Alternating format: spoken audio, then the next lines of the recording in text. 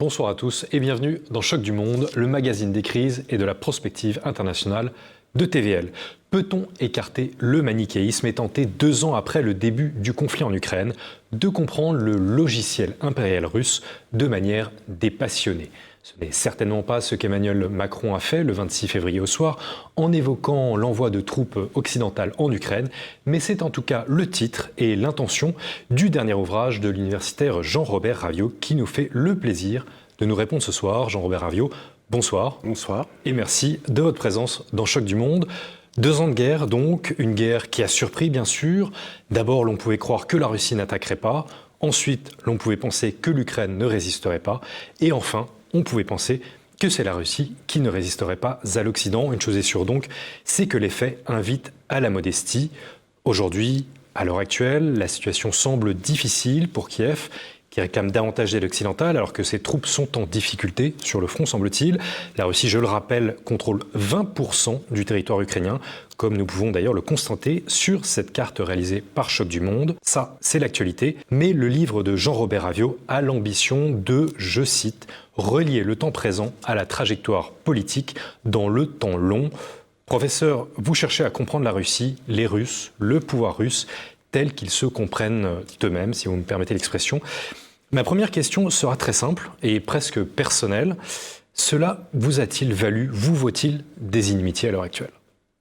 Ce livre, je ne sais pas encore, parce qu'il est sorti il y a quelques semaines, mais les quelques analyses que j'ai pu produire au lendemain de l'invasion russe de l'Ukraine, donc il y a 2 ans, m'ont valu des inimitiés et même je dirais des haines assez tenaces, qui m'ont à la fois surpris et pas trop, mais c'est vrai que ce conflit, cette entrée en guerre de la Russie contre l'Ukraine, vous le disiez tout à l'heure, qui moi aussi personnellement m'a surpris, et j'étais parmi ceux qui ne croyaient pas à une telle invasion, donc je me suis bien trompé.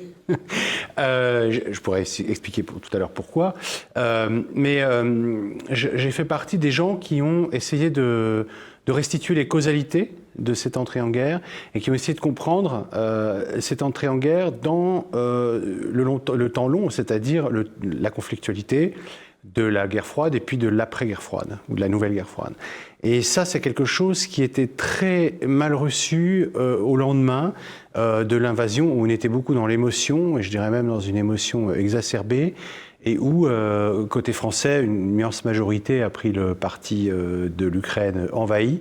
Et donc, mettre à distance cette invasion, mettre à distance les belligérants, en quelque sorte, c'était en quelque sorte prendre le parti de la Russie et être pour une analyse froide et distanciée. Le réalisme géopolitique n'était pas très bien porté. Il est peut-être un peu mieux aujourd'hui accepté, mais à l'époque, c'était totalement inacceptable. Et effectivement, j'ai ressenti personnellement une animosité, voire une inimitié très forte. Alors, beaucoup d'animosité. Vous plaidez donc pour le réalisme politique et géopolitique. Nous allons en reparler dans quelques instants. Je vais rentrer dans le vif de votre ouvrage. Je vais encore vous le citer. Le logiciel impérial est caractérisé par une dynamique politique que vous avez qualifiée de kremlinocentrisme et par une dynamique géopolitique que vous appelez moscopolitisme. C'est quelque chose, ce sont des concepts qui peuvent paraître assez obscurs pour la plupart de nos téléspectateurs. Vous nous dites que ces termes ne sont pas synonymes de centralisation. Pouvez-vous nous expliquer comment vous caractérisez, comment vous décrivez cette Russie avec ces concepts ? Alors, effectivement, ce sont des néologismes qui sont de moi, donc je m'excuse du côté peut-être un peu extravagant de ces néologismes. Moscopolitisme, kremlinocentrisme, qu'est-ce que ça veut dire ? J'essaie d'expliquer dans ce livre que l'État russe, qui c'est l'État russe actuel, qui est l'héritier à la fois de l'URSS et de l'Empire de Russie qui a existé avant 1917, est le produit d'une même dynamique, donc kremlinocentrique, moscopolite, une même dynamique avec pour centre Moscou, la capitale, et en particulier le Kremlin. Qu'est-ce que ça veut dire ? Ça veut dire que c'est un État qui s'est constitué à partir de la grande principauté de Moscou à la fin du XVe siècle, dans une expansion territoriale continue entre la fin du XVe siècle et la fin du XIXe, avec des successions de conquêtes territoriales, et que ces conquêtes territoriales, cette expansion territoriale, c'est le logiciel impérial, on va dire, c'est l'État russe lui-même, s'est formé autour de cet impératif de conquête territoriale et ensuite de sécurisation de ces conquêtes territoriales. Ce n'est pas le tout de conquérir un vaste territoire, celui d'un État-continent aujourd'hui, qui était au maximum de son histoire. On était à la fin des années 1850, on était à 24 millions de kilomètres carrés. Puis la vente de l'Alaska aux États-Unis par la Russie a réduit un peu le territoire, et puis la chute de l'URSS. Je vous interromps pendant un instant, Jean-Robert Raviot, parce que justement nous avons une carte qui est réalisée par l'histoire.fr et qui nous permettra de parfaitement comprendre ce que vous nous dites. Une carte donc voilà. de la Russie historique, antérieure au premier conflit mondial, enfin de l'Empire russe. Alors c'est parfaitement ça, donc cette expansion, elle part de Moscou, on voit cette petite tache rouge, et puis à partir de la fin du XVe siècle, Moscou commence à rassembler autour de l'autorité politique de Moscou toutes ces terres qui vont devenir un gigantesque État-continent, qui est un peu moins grand aujourd'hui, 17 millions de kilomètres carrés tout de même, et ce qu'il faut bien comprendre, que c'est une dynamique centralisatrice qui ne veut pas forcément dire qu'il y a une centralisation absolue. C'est une dynamique centralisatrice, c'est-à-dire qu'il y a une volonté toujours de garder le contrôle de ces territoires, quitte à pratiquer une politique différentielle en fonction des territoires qu'on va conquérir ou qu'on va mettre en valeur. Mais quand on a un si vaste territoire, la difficulté, c'est de le mettre en valeur. Pour le mettre en valeur, il faut le gouverner. Gouverner un tel territoire, c'est un défi permanent.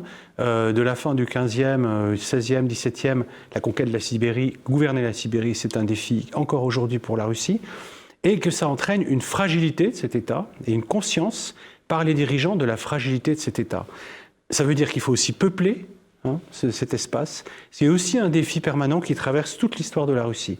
Comment peupler ce territoire, comment le mettre en valeur, comment assurer sa sécurité, comment faire en sorte qu'il n'y ait pas des éléments extérieurs ou des puissances extérieures voisines, ils viennent mordre. Voilà. Donc on est dans cette dynamique moscopolite qui n'est pas véritablement... Alors ce que j'essaie de comprendre, alors j'ai essayé de réactualiser une notion qui n'est pas de moi, qui est d'un historien américain qui s'appelle Mark Raef, qui avait conclu à l'existence d'un impérialisme russe, mais d'un impérialisme essentiellement défensif. C'est-à-dire qu'en fait, la logique, le logiciel impérial russe, il a pour objectif de conserver les acquis de l'État, avec une conscience que cet État est une création fragile et peut s'effondrer très facilement. L'histoire de la Russie est jalonnée de conquêtes, mais il est aussi jalonné de catastrophes politiques majeures. Comment parvenez-vous à résoudre ce paradoxe d'un impérialisme défensif et de cet appétit, je dis appétit puisqu'en couverture de votre livre, vous avez donc le Kremlin qui tient une fourchette et un couteau entre les mains. Je ne suis pas responsable entièrement de la couverture, mais la couverture a le mérite de mettre la tour du Kremlin bien en évidence et la tête. Alors le couteau, la fourchette, y a-t-il un appétit ? Il y a forcément un appétit quand même, parce que ces conquêtes territoriales, elles ne se sont pas faites de manière purement par hasard. Mais l'objectif, je pense qu'il y a quelque chose de paradoxal, vous l'avez dit, c'est d'ailleurs tout l'intérêt d'être un spécialiste de la Russie, c'est qu'on est tout le temps dans le paradoxe et on n'est jamais dans les certitudes. Et ça, c'est quelque chose qui personnellement me plaît beaucoup, d'être remis, de ne pas avoir de certitude, parce qu'elles peuvent tout le temps être complètement démolies par les faits. Mais effectivement, cette conquête territoriale, c'est pour avancer, c'est à la fois pour sécuriser Moscou, dynamique moscopolite, mais c'est aussi pour rejoindre les autres puissances. Parce que ce qu'il faut bien voir aussi, c'est un autre aspect de la géopolitique de la Russie, des fondements géopolitiques de la Russie, c'est le caractère continental. Et c'est un État-continent, mais un État relativement loin de ses voisins, paradoxalement. Moscou, c'est quand même assez loin de l'Europe, des centres de civilisation européens, c'est assez loin du Moyen-Orient, c'est assez loin de l'Asie. Donc, l'objectif de ces conquêtes, c'est aussi de se rapprocher, et notamment de se rapprocher de l'Europe. Je pense qu'on ne comprend pas très bien l'histoire de la Russie, l'histoire politique de la Russie, sans comprendre la volonté de Moscou de faire partie de cette Europe et d'être une puissance européenne à part entière. Il va falloir environ 3 siècles pour y arriver. Du XVIe, on va y arriver finalement en 1815, au moment où Alexandre Ier s'assoit à la table du Congrès de Vienne, et la Russie devient véritablement une puissance dans le concert européen, mais il va falloir un travail de longue haleine pour y parvenir. Et la question qui se pose aujourd'hui, c'est d'un nouveau divorce avec l'Europe, mais nous allons revenir là-dessus dans quelques minutes. L'Occident juge souvent la Russie sauvage, barbare et même arriérée, je passe les épithètes. Son pouvoir, selon les détracteurs donc de la Russie, serait despotique, archaïque. Mais vous relativisez ça. Vous relativisez cela, Jean-Robert Raviot. Vous dites que le pouvoir russe a conservé ses formes anciennes, mais qu'elles ne sont pas forcément anachroniques. Alors, je pense que toute l'ambiguïté de cette perception occidentale de la Russie, qui ne date pas d'aujourd'hui, hein, qui date même pas du 19e siècle, avec le marquis de Custine dans son célèbre ouvrage « La Russie en division 39 », qui dépeint un empire russe autocratique, extrêmement répressif, etc., et qui en voit les traits les plus sombres, à juste titre d'ailleurs, comment dire, ça existe, ça fait partie de la Russie. Mais cette vision d'une Russie arriérée, barbare, lointaine, disons archaïque, elle est déjà très présente dans des récits connus du XVIe ou du XVIIe siècle de voyageurs occidentaux. Sur quoi ça se base? Je pense que moi je reviens toujours à l'histoire de l'État, qui est un peu ma grille d'analyse à moi. L'État russe a ceci encore de paradoxal, que c'est un empire archaïque qui se constitue comme un État moderne. Voilà. Empire archaïque parce que c'est un empire qui se constitue dans la continuité territoriale, comme les grands empires romains, les grands empires de l'Antiquité, l'empire chinois aussi. Donc c'est un empire d'expansion territoriale continue dans lesquels, en fait, il y a une difficulté à distinguer ce qui relève de la métropole et ce qui relève des territoires conquis. Bon, ça n'a rien à voir avec les empires ultramarins modernes d'Occident, les Anglais, Espagnols, etc. Mais c'est un empire archaïque sous cette forme, géopolitiquement archaïque, mais politiquement moderne, puisque dès le début de sa constitution en tant qu'État moderne, vers le XVIe siècle, cet État moscovite, cet empire de Russie, va essayer d'adopter des techniques administratives, d'importer, disons, un savoir politique et administratif européen, avec un certain retard sur les États européens.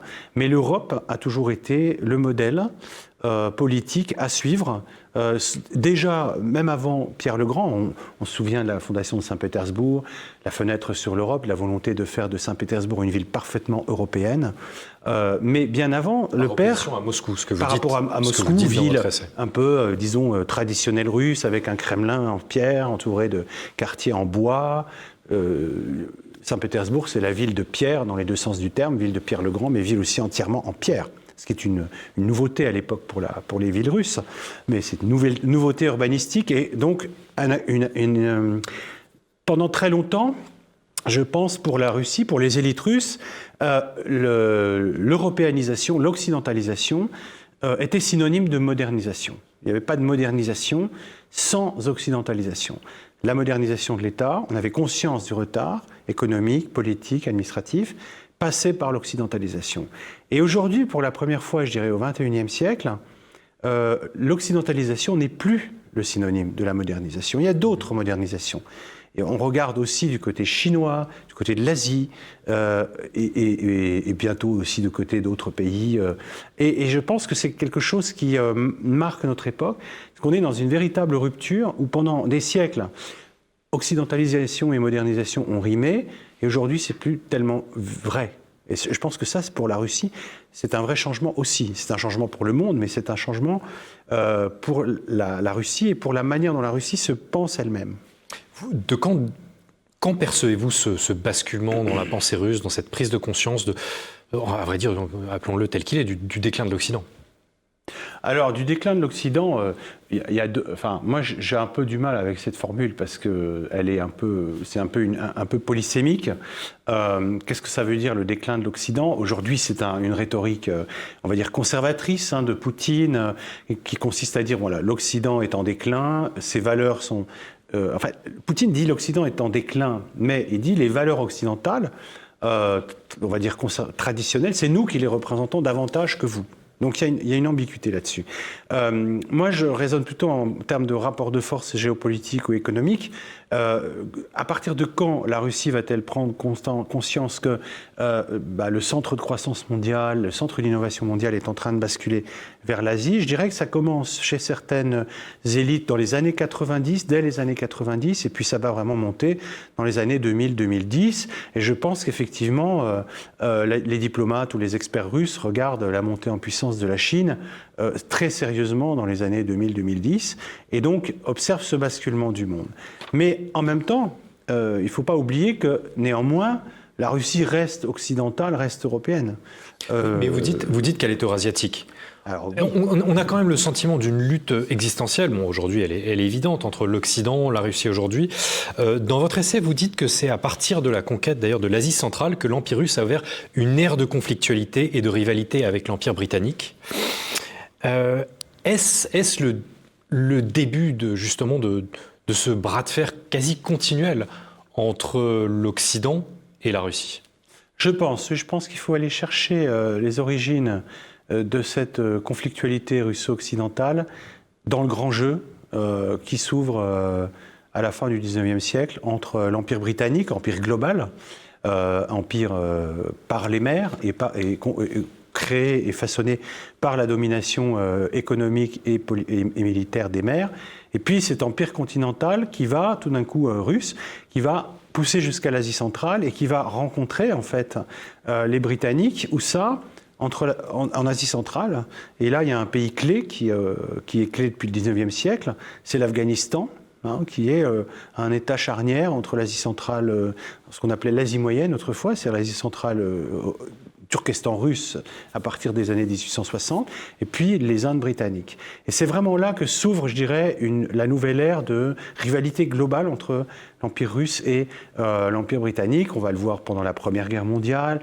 Bakou en Azerbaïdjan, qui est juste après la Première Guerre mondiale, le théâtre de conflits nationaux, mais aussi pétroliers, on va dire. Les enjeux économiques, géoéconomiques sont importants. Les Anglais sont présents pour essayer l'intervention britannique contre la révolution bolchevique en 1818-1919, elle est aussi fondée sur la défense des intérêts britanniques, capitalistes britanniques dans le pétrole. Bon, tout ça fait que, effectivement, la guerre froide américano-soviétique, c'est aussi la continuation de ce conflit-là. Bon.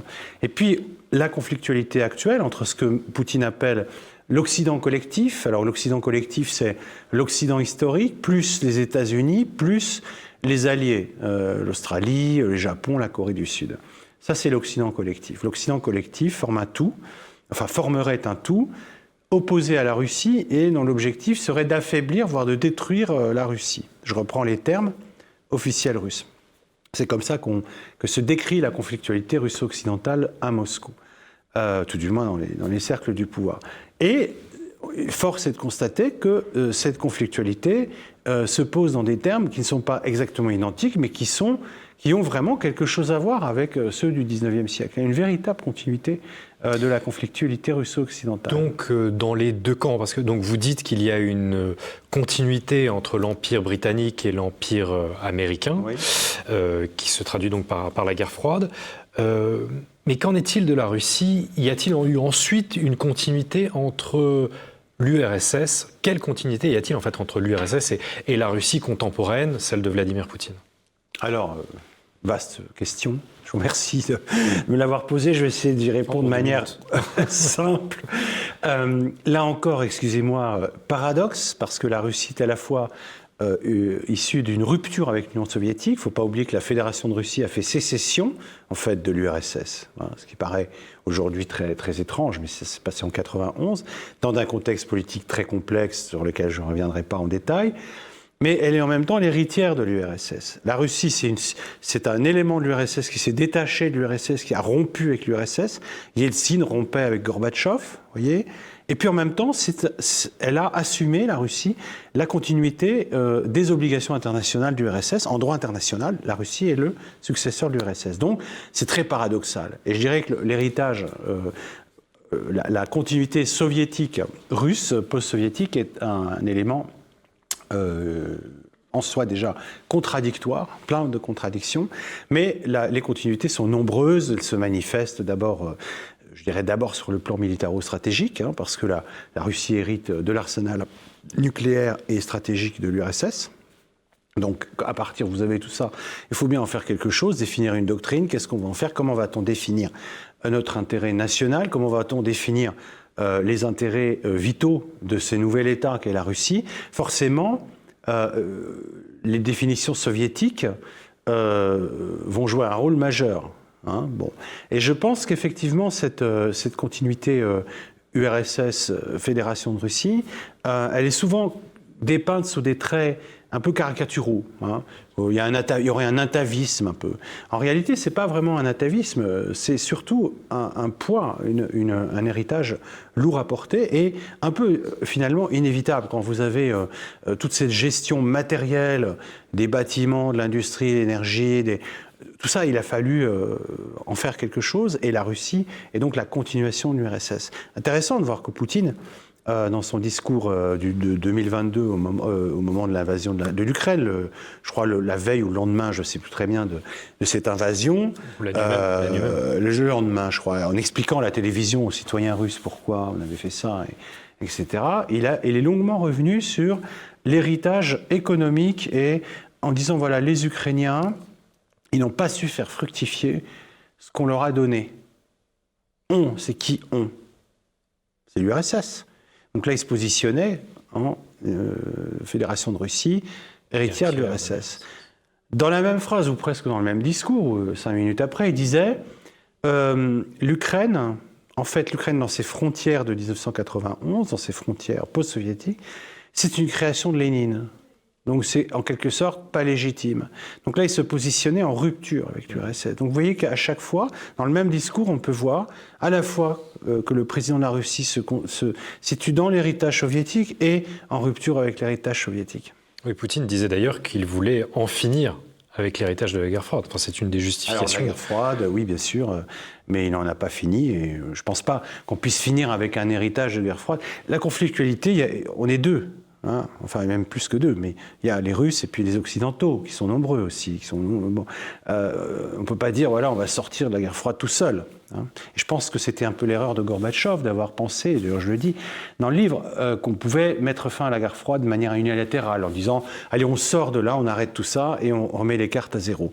C'était un pari qui était un pari fou et qui n'a pas, dont on voit aujourd'hui qu'il était complètement insensé. Alors vous évoquez beaucoup donc l'histoire de la Russie dans votre essai, et ici aussi, vous évoquez à l'instant Vladimir Poutine. L'entretien avec le journaliste américain Tucker Carlson a fait énormément de bruit il y a 2 semaines. 1 milliard de personnes à travers le monde l'auraient visionné. Qu'avez-vous pensé d'ailleurs de cet entretien? Est-il si scandaleux, comme le disent les détracteurs de Carlson et de Poutine, ou était-ce vraiment historique, comme veulent le penser, disons plutôt ceux qui sont favorables à la Russie, ou en tout cas même au Kremlin? Alors, moi je pense que c'était ni scandaleux ni historique. Hein. C'était une stratégie de communication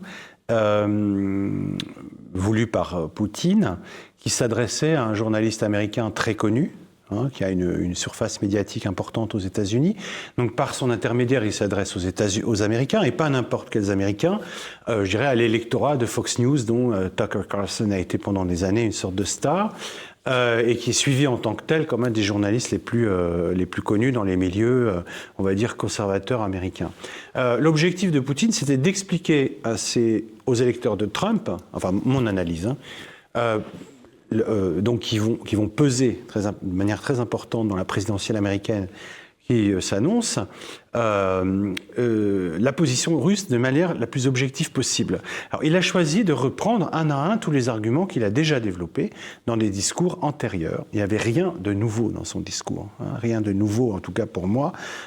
C'était juste essayer de faire passer au public américain et anglophone, occidentale, de manière générale, l'explication de la position de la politique de la Russie en Ukraine, de cette guerre, des motifs, voilà. Il a commencé par 45 minutes de cours d'histoire.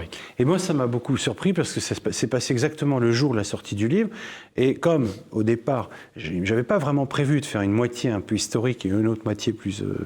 je me suis dit, finalement, je ne me suis pas complètement trompé parce que les arguments historiques sont absolument ramenés sans cesse dans la politique ou dans la justification de la politique de la Russie.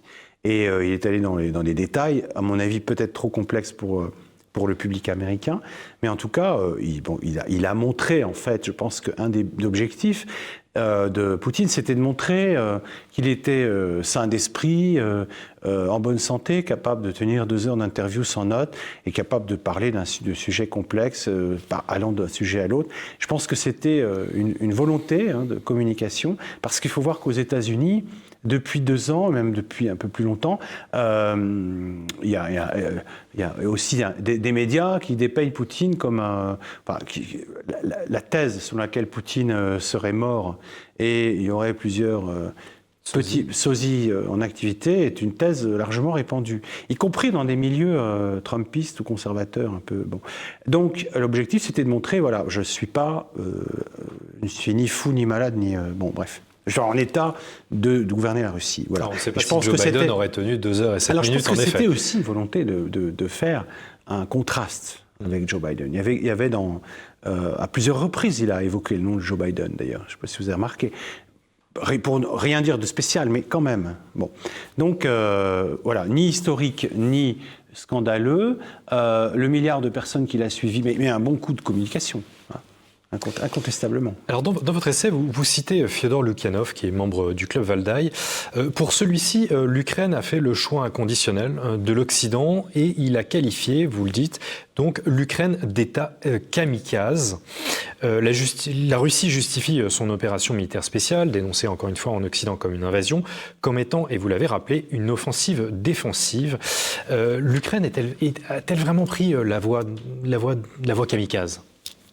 Alors moi j'aime beaucoup Fyodor Lukyanov parce que c'est un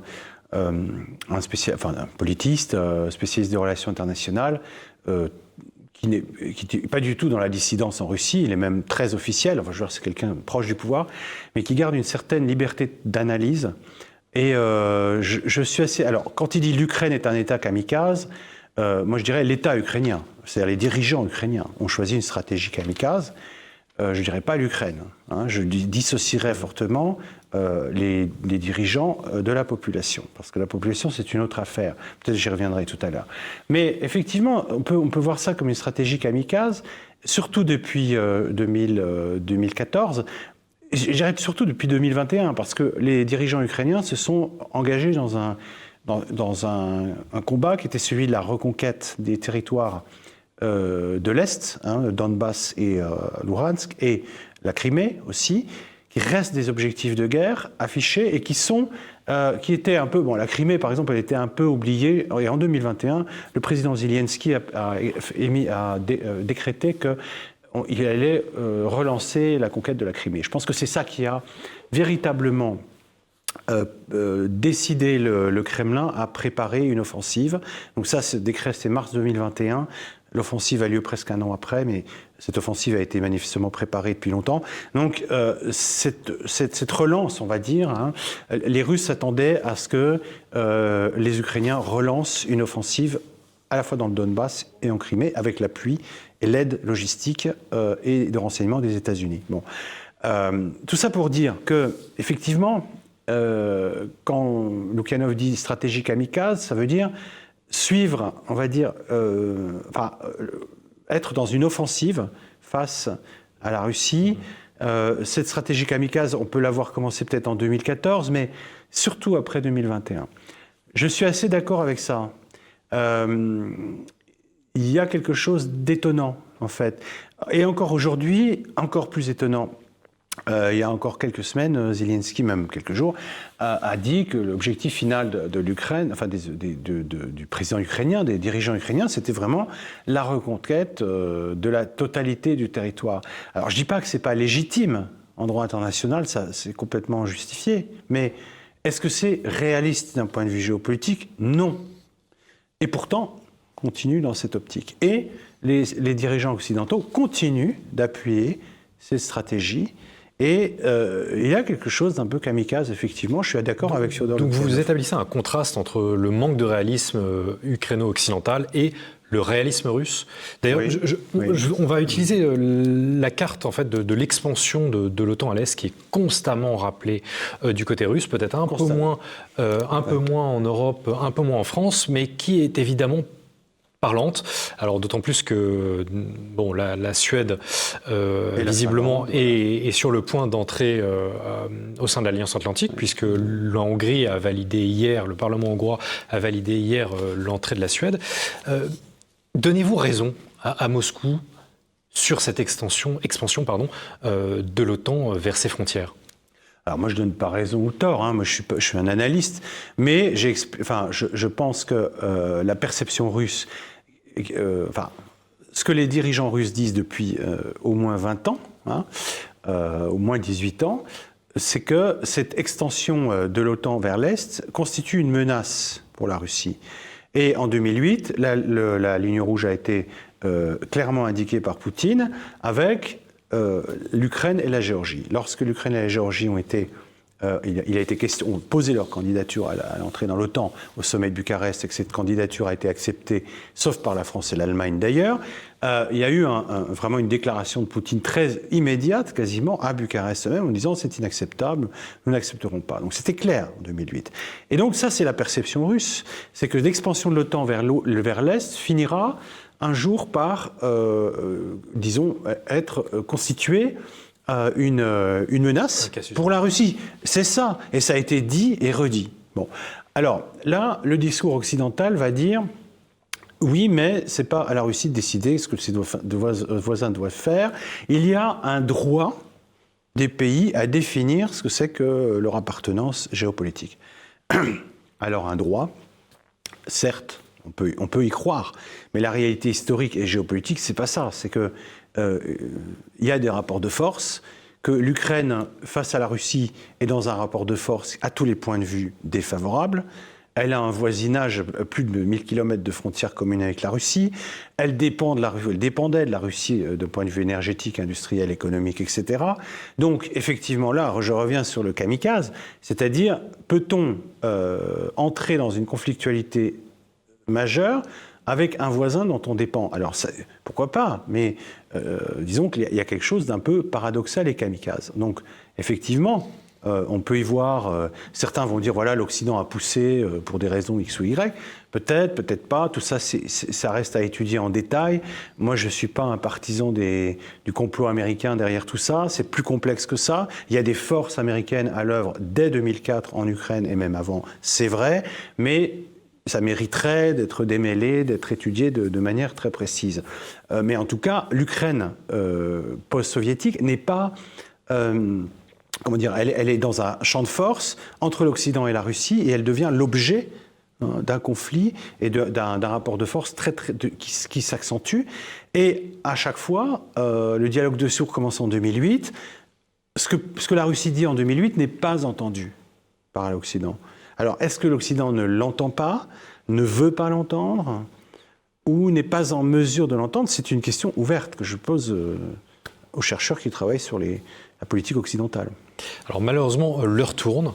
Nous avons assez peu la possibilité d'évoquer l'essor du Sud global, qui évidemment, encore une fois, saute aux yeux aujourd'hui en 2024.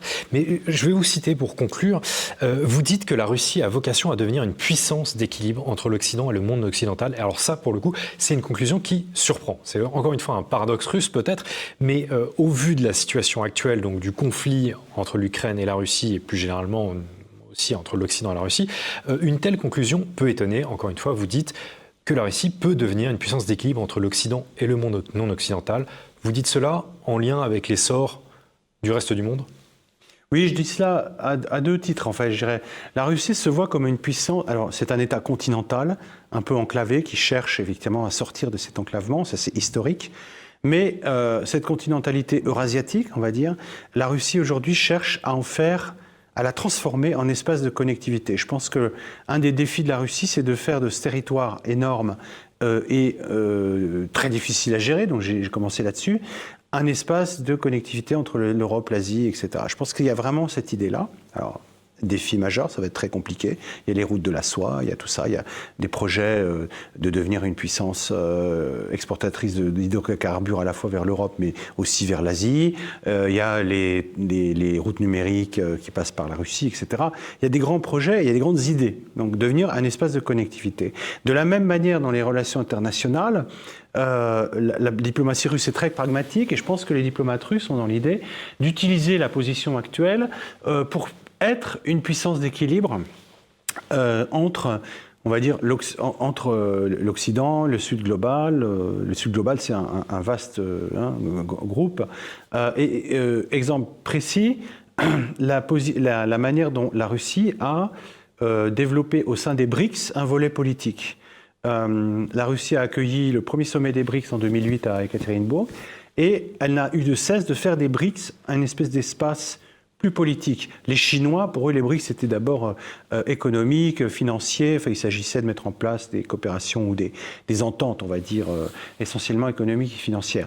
La Russie a toujours voulu ajouter un volet politique aux BRICS, et je pense qu'aujourd'hui, effectivement, il y a cette volonté russe de faire de la Russie, de conscience que la Russie n'est pas une superpuissance. Les superpuissances, c'est clairement la Chine, les États-Unis. C'est une puissance régionale, avec ses faiblesses et ses forces, mais qui peut jouer un rôle de pivot et on va dire, d'interface entre d'autres puissances. Regardez le discours, regardez l'action russe en Afrique, l'influence russe en Afrique qui se développe, être présent sur des terrains qui ne gênent pas les Chinois, mais qui rivalisent en fait avec l'Occident, parce que la Russie se situe très clairement dans une volonté d'influence politique. Donc, effectivement, il faut regarder avec réalisme et détachement la politique extérieure russe dans différentes régions pour s'apercevoir effectivement que il y a la guerre en Ukraine, il y a cette épouvantable guerre, il faut quand même le dire, qui se déroule non pas sous nos yeux, parce qu'on ne voit pas d'image, ou très peu. Hein, le téléspectateur, il est un peu protégé de tout ça. Mais guerre qui aura, à mon avis, des implications très importantes pour les sociétés russes et ukrainiennes dans les 20 années qui viennent. Ça va vraiment peser sur les sociétés, sur la politique, on le verra. Mais il ne faut pas s'arrêter à cette guerre. Si on prend une vision plus globale de la politique russe, on voit que la Russie cherche effectivement non pas du tout à se reconstituer comme une superpuissance face à l'Occident, mais plutôt à devenir une puissance d'équilibre, effectivement, sur différents théâtres eurasiatiques. On le voit au Moyen-Orient, en Afrique, etc. Une puissance d'équilibre plutôt qu'une puissance adversaire. Jean-Robert Ravio, ce sera le mot de la fin. Je vous remercie infiniment pour cet exposé des passionnés. Je rappelle que vous êtes l'auteur de l'essai « Le logiciel impérial russe » publié aux éditions L'Artilleur. Merci encore, monsieur le professeur. Merci à tous d'avoir suivi cette émission. Surtout, n'oubliez pas de liker, de partager et de commenter. Merci à tous d'avoir suivi le magazine des crises et de la prospective internationale de TVL.